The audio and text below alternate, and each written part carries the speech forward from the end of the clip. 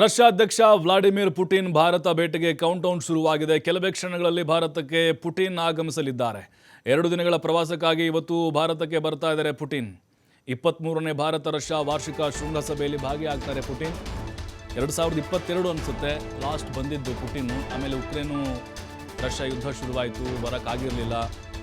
ಈಗ ಬರ್ತಾ ಇದ್ದಾರೆ 4-5 ವರ್ಷದ ಬಳಿಕ.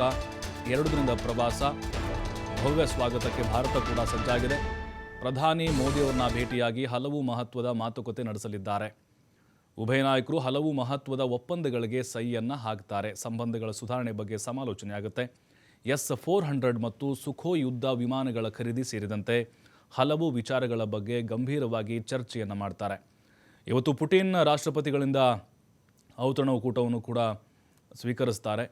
ನೋಡಿ, ಪುಟಿನ್ಗೆ ಹೈ ಸೆಕ್ಯೂರಿಟಿ ಹೆಂಗಿದೆ ಅಂತ ಹೇಳಿದ್ರೆ, ನಿಜಕ್ಕೂ ಅವರಿಗೆ ಬರ್ತಾ ಇರುವಂತಹ ಕಾರ್ಗಳಾಗಿರ್ಬೋದು ಆಲ್ರೆಡಿ ಬಂದಿದ್ದಾವೆ ದಿಲ್ಲಿಗೆ ರಷ್ಯಾದಿಂದ, ಮತ್ತು ಅವರ ಸೆಕ್ಯೂರಿಟಿ ಎಲ್ಲ ಕೂಡ ಬಂದಿದ್ದಾರೆ. 5 ಪದರಗಳ ಭದ್ರತಾ ವ್ಯವಸ್ಥೆಯನ್ನು ಮಾಡಿದ್ದಾರೆ. ರಷ್ಯಾದ ಅಧ್ಯಕ್ಷೀಯ ಭದ್ರತಾ ಸೇವೆಯ ತರಬೇತಿ ಪಡೆದಂತಹ ಸಿಬ್ಬಂದಿ ಇದ್ದಾರೆ. ಜೊತೆಗೆ ಭಾರತದ NSGಯ ಉನ್ನತ ಕಮಾಂಡೋಗಳು ಕೂಡ ಇದ್ದಾರೆ.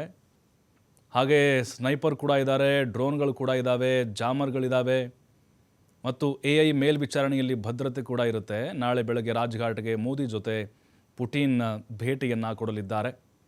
ಈಗಾಗಲೇ 48 ಭದ್ರತಾ ಸಿಬ್ಬಂದಿ ರಷ್ಯಾದಿಂದ ದೆಹಲಿಗೆ ಬಂದಿಳಿದಿದ್ದಾರೆ. ಸುಮಾರು 500ರಿಂದ 600 ಸೆಕ್ಯೂರಿಟಿಗಳು, ಸುಮಾರು 100ಕ್ಕಿಂತ ಹೆಚ್ಚು ಕಾರುಗಳು, ಅದರಲ್ಲೂ ಬಾಂಬನ್ನು ಹಾಕಿದರೂ ಕೂಡ ತಡೆದುಕೊಳ್ಳುವಂಥ ಸಾಮರ್ಥ್ಯ ಇರುವಂತಹ ಕಾರು ಕೂಡ ಈಗಾಗಲೇ ದೆಹಲಿಗೆ ಬಂದಿಳಿದಿದೆ ಪುಟಿನ್ ಅವರನ್ನು ಹೊತ್ತು ಸಾಗಲಿಕ್ಕೆ.